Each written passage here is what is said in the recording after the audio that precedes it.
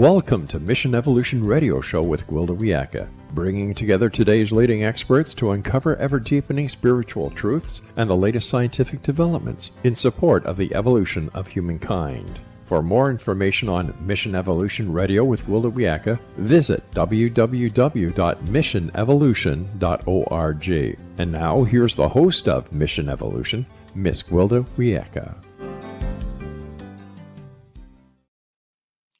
How innocent the low-flying biplane appeared on that sunny June morning until it cast poisonous spray onto the wind. Mission Evolution Radio TV show is coming to you around the world on the X-Zone Broadcast Network, xzbn.net.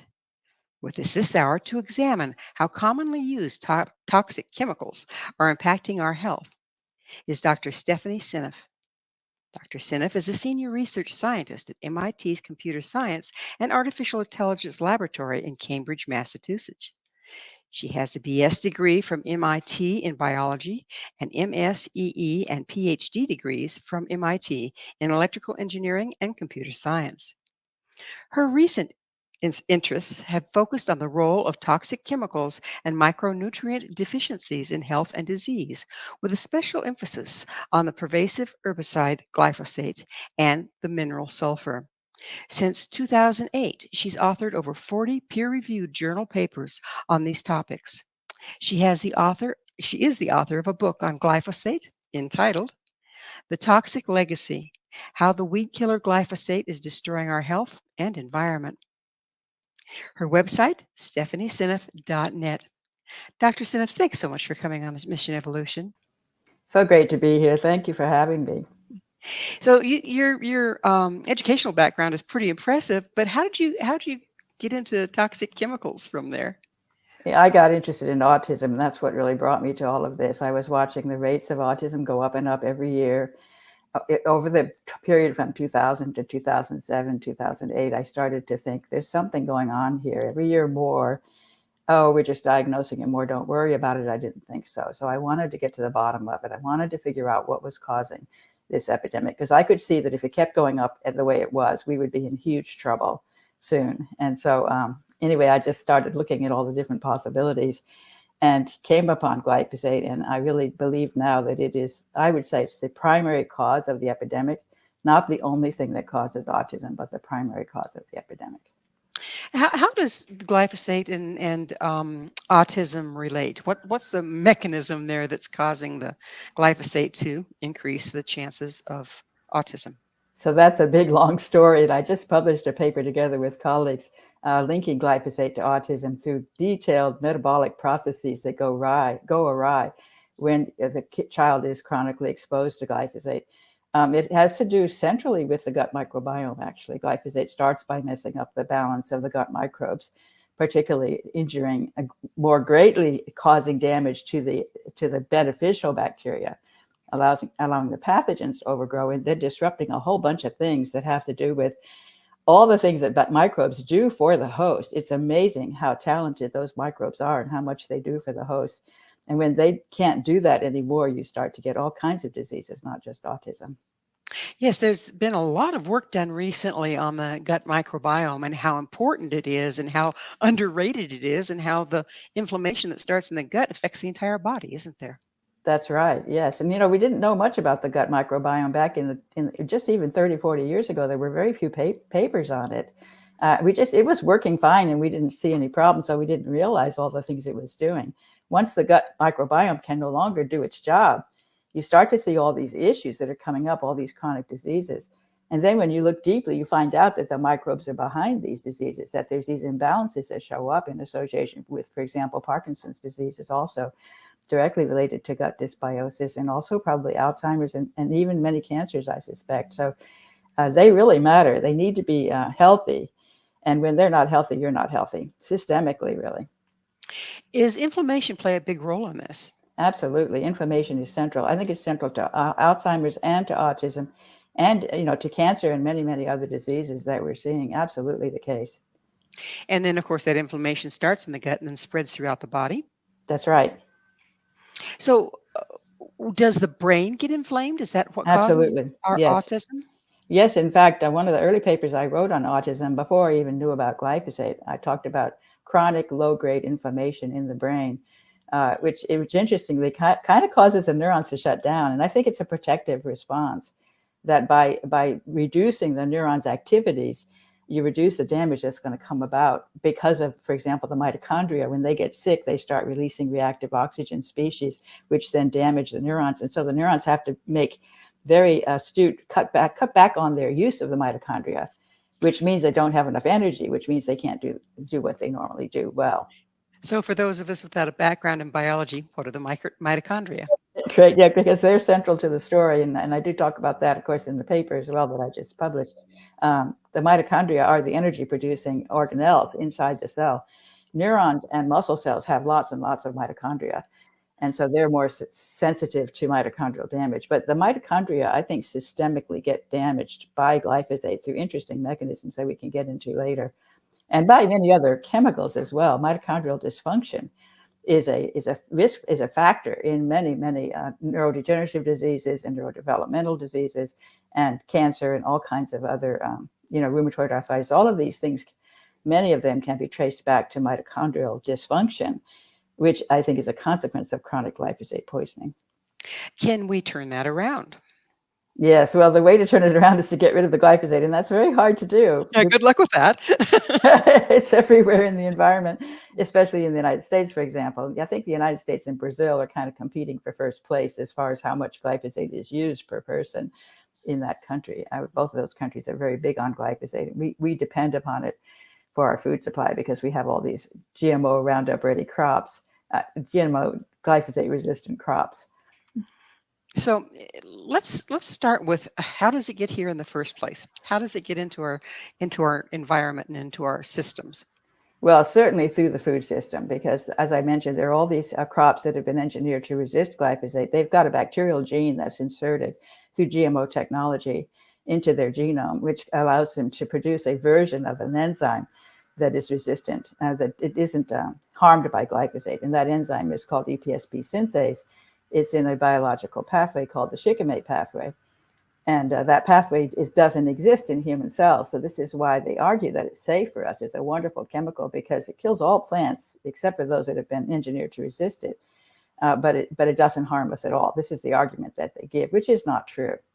And you can read my book to see exactly why it's not true. But so the making the plant, genetically engineering it to be resistant to glyphosate, in effect, makes it so that you can douse the thing in glyphosate and it'll kill all the weeds, but it won't kill the crop. Is that that's the point exactly there? right. And it makes farming very efficient because you don't have to have people pull the weeds by hand. It's hard to separately kill the weeds without a lot of manual labor, unless you have a chemical that the plant is protected from. But the other thing they use it for, which actually ends up showing up more at higher levels in the food supply, is the non-GMO crops. People think if I buy non-GMO, I'll be safe. That's not true, because there are many non-GMO crops that are sprayed with glyphosate right before the harvest as a desiccant. And that's become a very popular practice in farming. And they intentionally are killing the plant. It's ready for the harvest. They accelerate the going to seed so they can harvest it sooner. Sometimes they're racing against a frost. Mhm. It's getting late in Canada, and the crop's going to get killed by the frost unless we harvest it. We can accelerate that by putting glyphosate on the crop, kill the crop, synchronize the yield, synchronize them to all go to seed at the same time because they go to seed in response to the glyphosate, and that increases the yield as well. And so it also dries out the crop, which makes it easier to clear it for next year's growth, and also kills any weeds at the same time. So you get a head start on next year's weeds as well. So they seem to think there's a lot of good reasons to do that. But the problem is that glyphosate shows up in the foods that are derived from those crops at extremely high levels. And in fact, my friend Tony Mitra harassed the Canadian government for many years and finally got them to test over 8,000 different food samples for glyphosate. It was really a great thing that Canada did, because the other countries, US hardly tests anything. We just say, well, it's safe. We don't need to know. We know it's all over the food supply. We don't care. It's what the US says. But they found the highest levels consistently were found in surprising place, which is legumes like peas, chickpeas, garbanzo beans, lentils, sky-high levels of glyphosate in those foods. That's like hummus. And a lot of people who are gluten intolerant switch over to eating a lot of those foods. So they're going from the fire, what do you call it? Out of the frying pan into the fire. Out of the frying pan into the fire, because it's even higher levels of glyphosate typically in those legumes than there is in the wheat. The wheat also is sprayed right before harvest, and I think that is a primary cause of the epidemic we're seeing in gluten intolerance. And of course, also casein intolerance. Both of those, I think, are connected to glyphosate.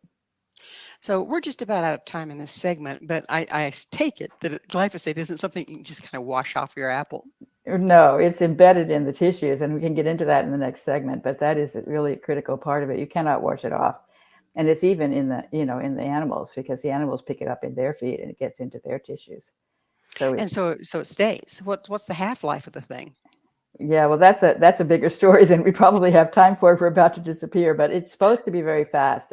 It's supposed to go away in a couple of weeks, according to Monsanto, but it actually can linger for a very long time, and it can get into the tissues, and then it gets extremely hard to get it out. So it can kind of sit in there as a toxin in the fat, and there you have it. Yeah, all over the body, actually, in the protein. Oh, in the protein as well. Mm-hmm. Well, it's very invasive, isn't it? Yes. Well, it is time for that station break. Dr. Seneff and I will return very shortly, so don't go away. This is Mission Evolution, www.missionevolution.org.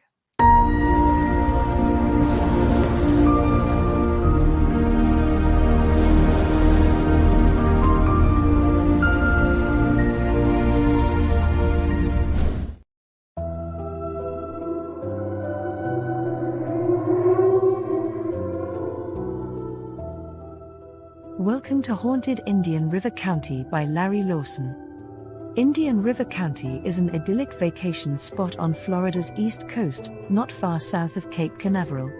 Known as part of the state's famed Treasure Coast, many are unaware of the deep and fascinating history this area played in the development of the Sunshine State. Also lost among its visitors and residents are the chilling stories of the hauntings that accompany this rich history.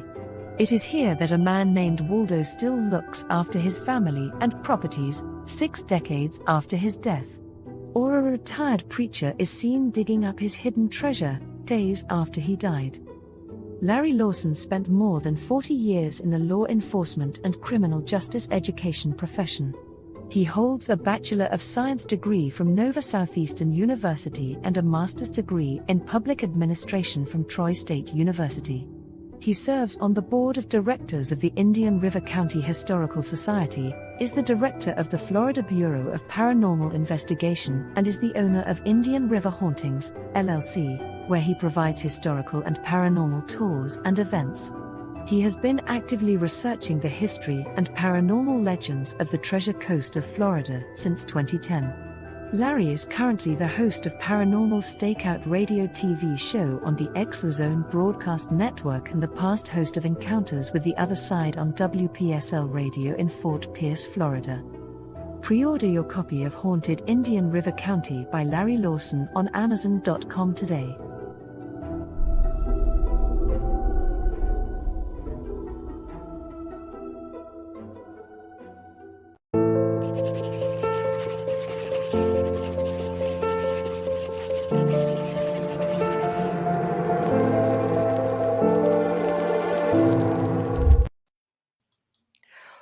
What aren't they telling us? What we don't know may be hurting us. With us this hour, discussing the poisoning of the masses, is author of Toxic Legacy, How the Weedkiller Glyphosate is Destroying Our Health and Environment, Dr. Stephanie Seneff. Dr. Stephanie, I'd like to revisit something that we kind of opened up in the last segment. And you said that you correlated glyphosate poisoning, if you will, with food allergies, acquired food allergies. Would you go into that a little bit more? How does that happen? Yes, well, it's a complicated story, of course. Everything about glyphosate is complicated metabolically, but it's extremely interesting. And, again, it starts with the gut microbes, because the gut microbes have a responsibility for helping the host to digest certain foods, and in particular foods that are high in proline. Proline is an amino acid that's found in proteins. And both gluten and casein have a lot of proline. A characteristic feature of them is they have a lot of proline. and particular microbes in the gut, lactobacillus in particular, produce a lot of enzymes that help to break the proline apart from the other amino acids, because it's an unusual protein that is difficult to break apart. It needs specialized services that the microbes provide.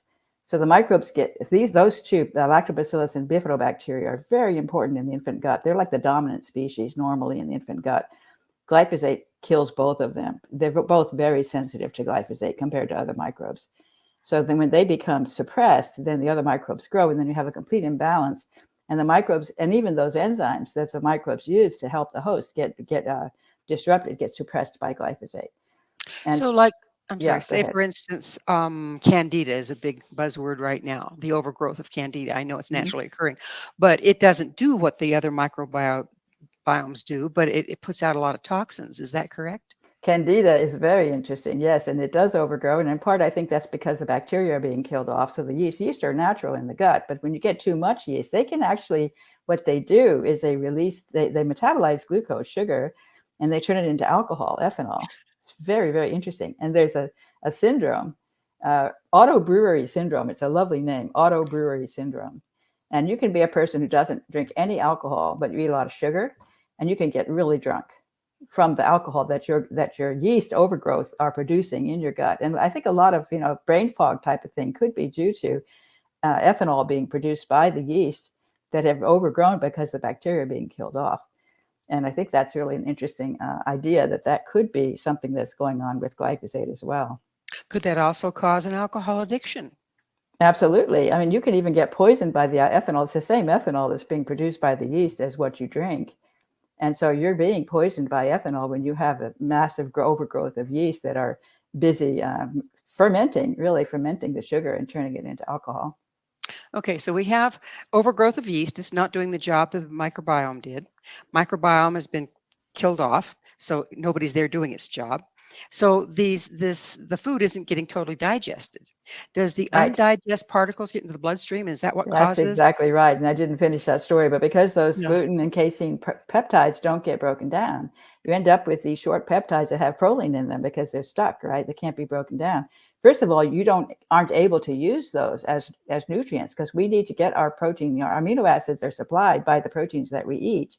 And they have all kinds of aminos for sale at the health food store, right? You see all these different choices of different kinds of amino acids, and even a big jar of aminos.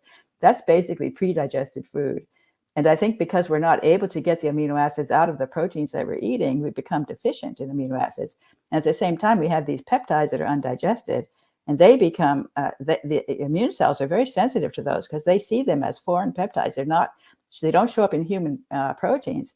And our immune system has been trained to recognize proteins that are foreign, and then to react to them by developing antibodies.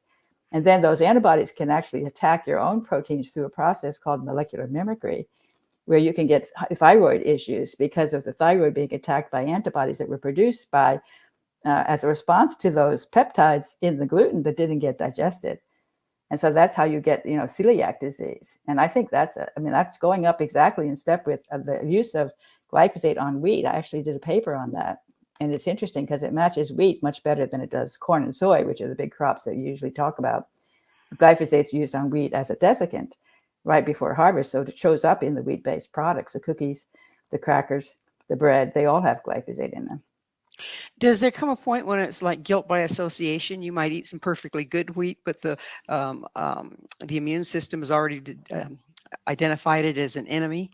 Yeah, I think so, because once you have those antibodies, even if you start eating organic all the time, so you reduce your glyphosate exposure, I would hope that you might be able to eat wheat again. It might recover, but it's not clear because you have those antibodies, and they can continue to react to because they've been trained already. They're there. So how do you get rid of them? I would think it would get better, because if they don't see continual, if those peptides disappear because you're no longer getting exposed chronically to glyphosate, the antibodies ought to sort of die down with time. And one could hope that you might actually be able to go back and eat wheat again. I don't know. We can sure hope. We can sure hope. I know that personally, when I'm traveling to Canada or Europe, I can eat the bread. But in America, I have heard that so way. many times. So many people Yeah. have told me that in Europe is much better. And that's the thing that Canada showed up. Canada did a big test where they measured all kinds of different foods for glyphosate. It's 8,000 different samples of foods, Canadian foods, imports from the US, from Mexico, and from Europe. And there was a consistent pattern that the imports from Europe generally had lower levels of glyphosate than Canada and the US. And Mexico came in right in line with Europe. So it's interesting that Mexico does a lot better. I'm proud of Mexico because they've been really trying to ban glyphosate. And we've been pushing back. Our country has been trying to discourage them from banning glyphosate, which is very frustrating for me. But it would be wonderful if Mexico could show us an example, our next door neighbor, to actually get rid of glyphosate and sort of prove that they can do it. And then hopefully we might actually start to think that maybe we should be doing something similar as well, because we have one of the highest autism rates in the world, and it correlates with our use of glyphosate, extensive use of glyphosate on our crops.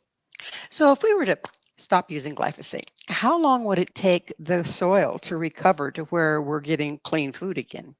Good question. And it's a complicated answer because it depends on the soil type. And I've studied different soil types have different degrees of willingness to break down the glyphosate. It depends on what's in the soil. Sometimes it can get chelated. The glyphosate can get trapped in places where the microbes can't get to it, or there might not be enough of the kinds of microbes that can break it down. It actually, only a very few species are able to break down glyphosate. That's part of its demonic behavior, because it has this CP bond. It's called a carbon-phosphorus bond that's quite unusual in nature. And most species don't have the enzyme that can break that bond. Well, has our soil also become depleted of the very enzymes and things that are supposed to be breaking it down? Well, yes. In fact, the microbes are being killed in the soil just as they are in the gut. It's a similar problem. And in a sense, the soil is the plant's gut. They have a microbiome from the soil that they use extensively to help them, import minerals. And so Don Huber was the one who first introduced me to glyphosate. And he has shown experimentally that the minerals are way down in the crops that are grown with glyphosate exposure, because the minerals get trapped by the glyphosate. And then the microbes can't get to them. And then they aren't taken up properly by the cell. Particularly sulfur was way down, which I found interesting because as you mentioned, sulfur is my thing. And I believe that sulfur deficiency is a very big problem today. We don't get enough sulfur in our diet. And we also, our enzymes that manage sulfur are defective because of glyphosate exposure. And I talk extensively about that in my book. It's very much connected to autism. So it sounds like we have an empty harvest. So not only is glyphosate making us unable to digest, but it's also depleting our crops. Depleting the nutrients in our crops, and including the nitrogen uptake. That's another problem, because the nitrogen fixing bacteria are getting disrupted by glyphosate. So the plants can't take up nitrogen as efficiently as they would be if the glyphosate weren't there. And as a consequence, you have to use more nitrate fertilizers, which then wash off with the rain, get into the waterways, and then they cause this kind of nutrient excess that ends up producing cyanide, all this poisoning from the cyanobacteria that overgrow in the presence of too much nutrition, too many nutrients, not nitrogen and phosphorus, nutrients showing up in the waterways that encourage the overgrowth of these blue-green algae that are called cyanobacteria. And that then causes a whole bunch of problems with the red tide and that sort of thing. It's one big modern mess, isn't it? I would say so. We're about out of time in this segment, but when was glyphosate introduced? How long has it been with us? It was patented as an herbicide around in the early 1970s, and I think it was first introduced on the market in the United States in 1974. So it has been around for many decades. It really didn't start accelerating. The use went way up around the turn of the century once they introduced the GMO glyphosate-resistant crops, and that caused a big increase. And it started going up exponentially over that whole period. From starting at 2000, I've been tracking the rise in glyphosate. You can get the data on the web from the government for the usage on corn and soy crops. And you can correlate that with a rise in a huge list of different diseases that are going up dramatically in step with the rise in glyphosate usage on core crops.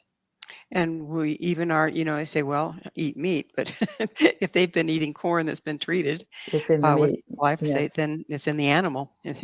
You aren't what you eat, you are what you ate. You are what you eat. That's a good one. I got that from Dr. Gundry. That's good. That's very good. Yeah. So like I said, we're about out of time in this segment, but when I get back, I'd like to look at other ways that this glyphosate is sneaking into our systems and into our homes. So that would be a really interesting thing to try to shortstop. But knowledge is the key, isn't it? Mhm. Dr. Seneff and I will be right back to continue our discussion. Please stay right there. This is Mission Evolution, missionevolution.org, and we're coming to you on the X-Zone Broadcast Network, xzbn.net.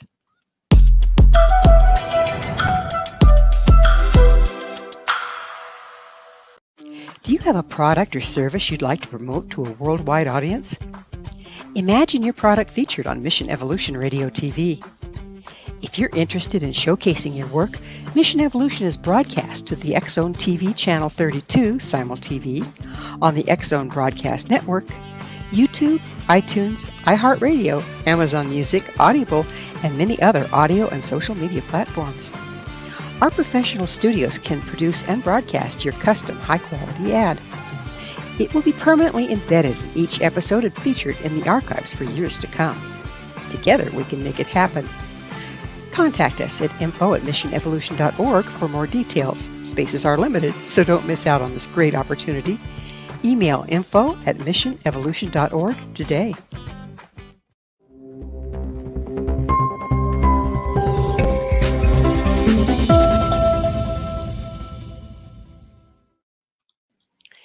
If it's killing us, why do we keep doing it? This is Mission Evolution, missionevolution.org. With us discussing the negative impact of glyphosate on our health and environment is Dr. Stephanie Seneff. Her website, stephanieseneff.net. Dr. Stephanie, before we went into the break, we were talking about trying to figure out other ways outside of just on our food that glyphosate is getting into our homes and impacting our families. Would you go into that for us, please? Well, unfortunately, it's in the air, it's in the rain, it's in the waterways, it's in the I think it's in the gasoline, and I mean in the biofuels that go into the gasoline, for example, the ethanol. I worry about that in particular because I think that's one that we haven't really heard about, and it hasn't been proven, but I suspect it, and this one has me concerned. My friend Anthony Sampson, we collaborated on a number of papers, and he asked different of his friends to collect rain samples from various places. And I gave him a sample from Cambridge, where I work at MIT, Cambridge, Massachusetts.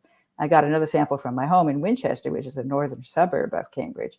And then I got a third sample in Hawaii. I have a home in Hawaii, Kauai, North Shore, a very healthy area. And I got a rain sample from there. The two suburban range samples came out negative, but the one from Cambridge had glyphosate in it in the test that he gave on that. And I was suspecting this because of the biofuels. Because when you think about, go ahead.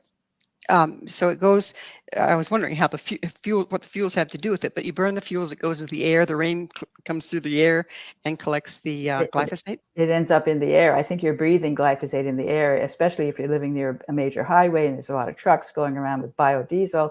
There's also bioethanol. You know, the U.S. is big on ethanol. We dilute our gasoline with 5%, even 10% ethanol. I think they're pushing towards 10% now.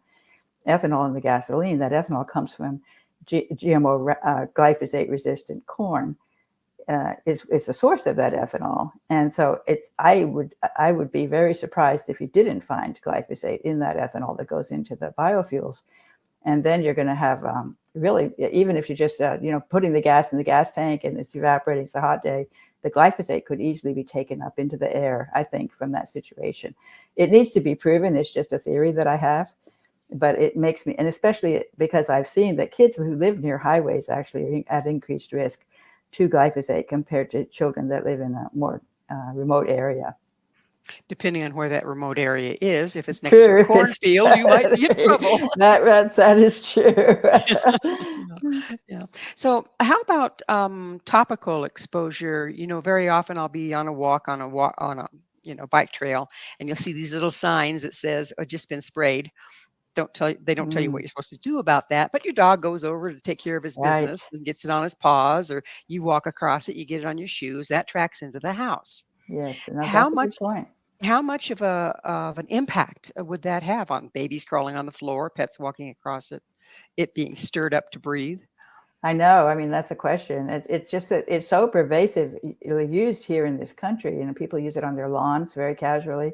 I think people are so unaware of its risk factor that they would be happy to put glyphosate on their dandelions while the child's playing outside. I think some people might be not think about that. You just not realize, and certainly not wear any protective gear when they're using it because we've been told it's so safe. That's actually, I think, a very dangerous aspect of it, that we believe it's safe and therefore we use it casually in our home environments. And there have been several lawsuits against the company that makes glyphosate that have been successfully done through jury trial and had big awards for non-Hodgkin's lymphoma. And all of those lawsuits involved people using glyphosate on land. Often it was their own yard, for example. There was a school groundskeeper who was the first one who got, his name is Dwayne Lee Johnson, and he got a big reward from a jury trial for non-Hodgkin's lymphoma because of exposure on his skin, because when he was using it, he had some issues with his applicator and he spilled it on his skin. And I think that it can be absorbed through the skin if you actually work with it and so close up. So just by the nature of the thing, it absorbs very easily, doesn't it? I mean, wouldn't it have to be effective? It does. On the crops? Does. Yes. In fact, there was a woman who worked in China in the glyphosate plant where they make glyphosate, they manufacture it, and she developed Parkinson's disease at a very young age, which was in the paper was written about her, linking that to the glyphosate exposure through her job manufacturing it. And I've heard of that link between Parkinson's and glyphosate. I mean, crop dusters, young people come down with it like crazy. There's lots of examples of people that work around it a lot that end up with Parkinson's and similar things. So I've seen the correlation, and I'm by no means a scientist. Why, with all this evidence, is it still being passed out like popcorn? I don't know. I really feel discouraged. I've tried so hard. In fact, a group of us went to the government and met in Washington, D.C. on our own nickel. We didn't have any support for it. And we were all passionate about glyphosate being much more toxic than we realized. And we presented our materials to the EPA. And it was a very strange experience because they delayed the meeting and then they spent time talking. They basically used up most of the time. And then we had to really rush through our presentation. And while we were presenting, they were pretty much ignoring us in a way. I mean, it was a very weird experience. I think they were not happy to see us and they didn't want to hear what we had to say, and nothing came of it. And we were just really frustrated. I can only imagine. And isn't part of the problem that the doggone stuff works so well at what it's supposed to do?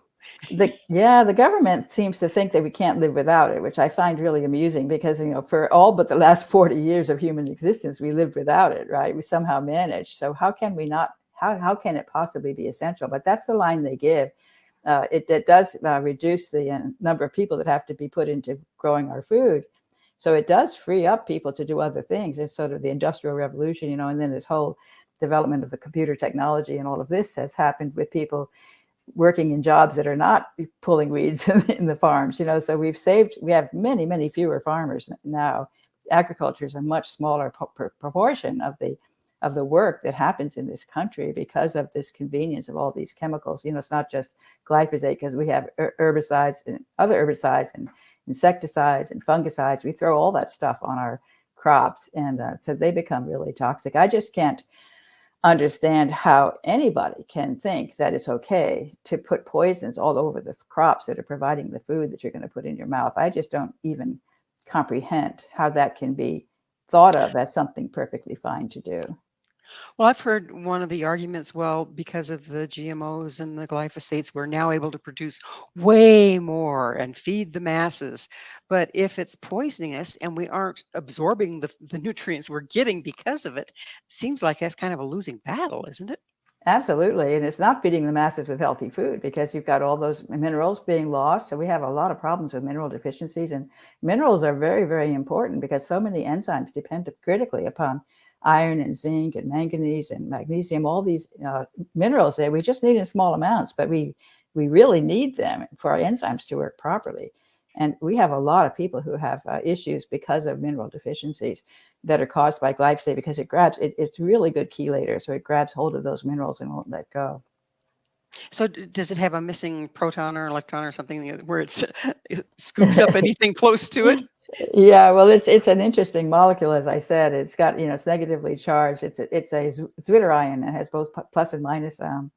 It has very interesting biophysical properties that make it able to grab hold of minerals. Anything like, for example, even aluminum. It'll 2 glyphosate molecules will wrap around an aluminum ion, which is normally +3 charge, and the 2 glyphosates are negatively charged, so they end up erasing the charge, and they produce a small organic molecule that's not organic, meaning, and not not the organic that says it's without glyphosate, but a small molecule that's able to get past the barrier, the gut barrier, because it's neutral charge. And I believe, I've written about this. I really theorize that aluminum in your food, because we have a problem with aluminum in our food, and normally it stays in the gut. The gut keeps it out, but because glyphosate sets up a leaky gut barrier, and then it binds to the aluminum and hides its +3 charge, it creates a small molecule that's not charged that easily goes across that barrier that it has caused leaks in. So it ends up circulating, going up to the brain, particularly getting to the pineal gland, which is outside of the blood-brain barrier,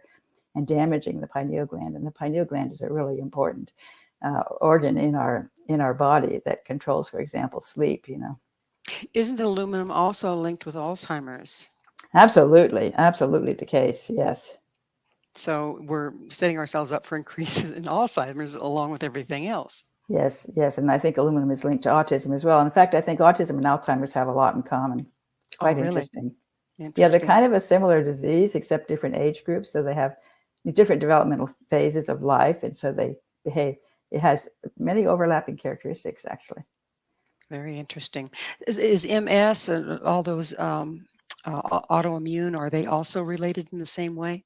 Not the same way, but they're related. And I think it has to do with these, with what I discussed before about the proteins not getting properly digested and then causing autoimmune disease because of the immune cells mistaking the human protein. It sort of matches the one they learned to watch out for. So they bind the human protein instead, and then they mess up its workings. So you're saying that the thyroid is very much impacted by yes, this. Yes, like Hashimoto's disease. Exactly. Yes. Autoimmune thyroid disease, and that's directly connected to gluten intolerance. In fact, the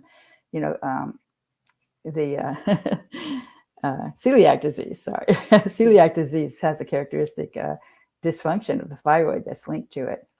It's just amazing. Well, it's time for us to take another station break. On the other side, we'll continue our very important discussion with Dr. Seneff.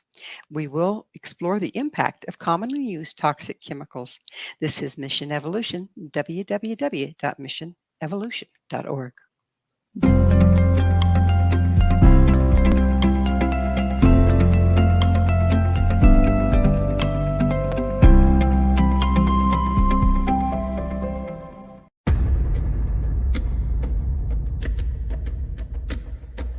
Are you ready for a tale that will leave you on the edge of your seat? Get ready to dive into the gripping memoir by Bart Sibrel titled Moon Man. Bart Sibrel takes you on a heart-pounding journey, unmasking the truth behind America's famous Apollo missions. Prepare yourself for hair-raising encounters with agents from the U.S. government's top secret agencies. In Moon Man, Sibrel fearlessly reveals his real-life espionage adventures, shining a light on one of the CIA's best-kept secrets. Brace yourself for shocking revelations, including Sibrel's discovery of privately recorded audio exposing an Apollo astronaut's chilling plot, a plot orchestrated by the CIA. That's right. As Sibrel unveils this groundbreaking evidence, it becomes clear that there is much more to the Apollo missions than meets the eye. Could it be that we've been deceived all along? Moon Man is a gripping page-turner that challenges everything you thought you knew. It's a mind-bending journey into the unknown, where the line between truth and fiction becomes blurred. Don't miss this opportunity to uncover the secrets hidden for decades. Let your curiosity guide you as you join Bart Sibrel on his quest to find the truth. Moon Man, available now at Sibrel.com. That's Sibrel.com. Prepare to have your beliefs shaken to the very core.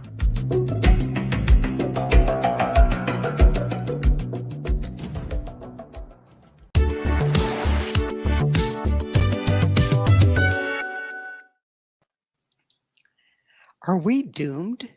Is resistance futile? This is Mission Evolution, evolution.org. Dr. Stephanie Seneff and I are exploring how to mitigate the toxic effect of glyphosate. Her website is stephanieseneff.net. Stephanie, we've been talking doom and gloom here. Yes.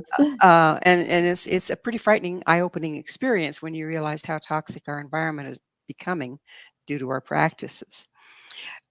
Are we doomed? Is there a way to turn this around in time?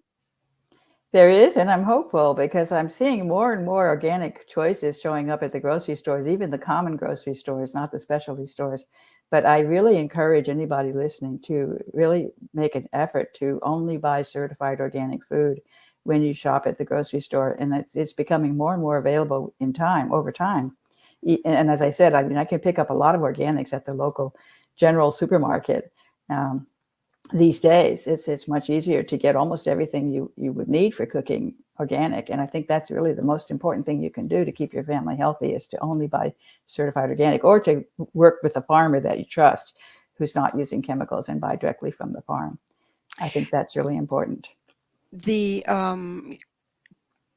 argument against organic is it's expensive. But again, from what we've been saying, if you're eating non-organic, you're not really getting the nutrients that you should be anyway, right? Right. It's not nearly as good quality food, even irrespective of the poison that's in it. And the poison, of course, is going to make you sick, and then you're going to have a lot of medical bills, and medical bills add up very quickly. So, and of course, you don't feel good either. So that's another thing to consider. If you want to feel healthy and strong and have a good brain that you're able to think well, you need to eat healthy food. And it's not just a matter of organic. I really encourage you to think in terms of growing, cooking, work in the kitchen, buy basic ingredients, don't buy processed foods.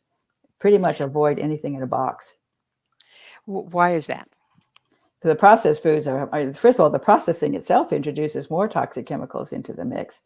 And of course, when it's highly processed, it's not nearly as nutritious, because all of these really interesting macromolecules that are produced by plants, for example, so when you eat a lot of fresh vegetables and fruits, you're getting all kinds of exotic molecules that have like polyphenols and flavonoids. Those things have very useful metabolic roles to play to help your mitochondria to work well, and even something like chlorophyll and even cholesterol. People think cholesterol is bad. They try to eat a low cholesterol diet. No, cholesterol is a very important nutrient that your body needs.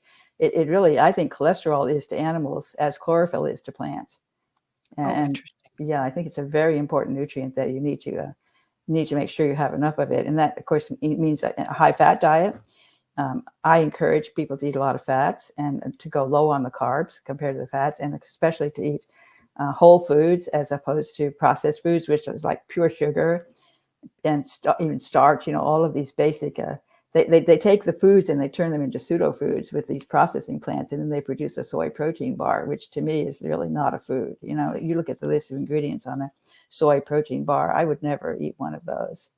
It became real popular to feel like a great cook by buying the canned stuff, reading the recipe off the back, and making fake food out of fake food, right? That was very prevalent in my mother's day. Yeah, they were pushing that. They really were. I remember back when I was a child, the ads that would say, have you playing with the children in the living room while their TV dinners are cooking in the oven, and encourage you to think in terms of you're better than that. You shouldn't have to waste time cooking. There are much better things you could be doing.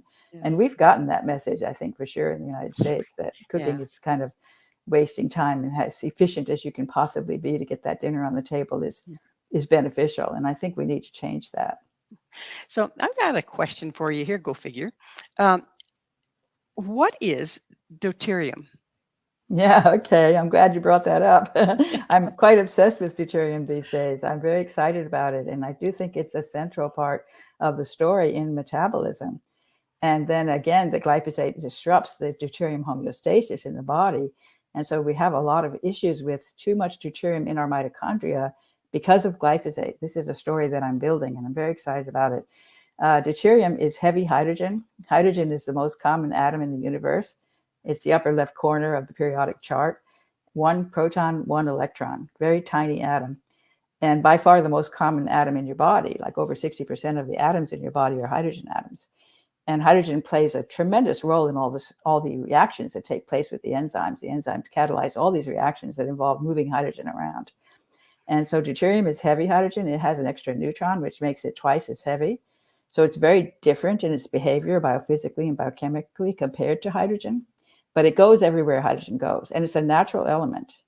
So just like, iron and manganese and all of those, deuterium is kind of a little bit like a metal, you could say, I think, because of the body has these complicated ways of dealing with it. And the body understands that it's important to reduce the amount of deuterium that's in the mitochondria. And I mentioned the mitochondria, those are the energy generating organelles in the cell. And the neurons and the muscle cells have a lot of mitochondria.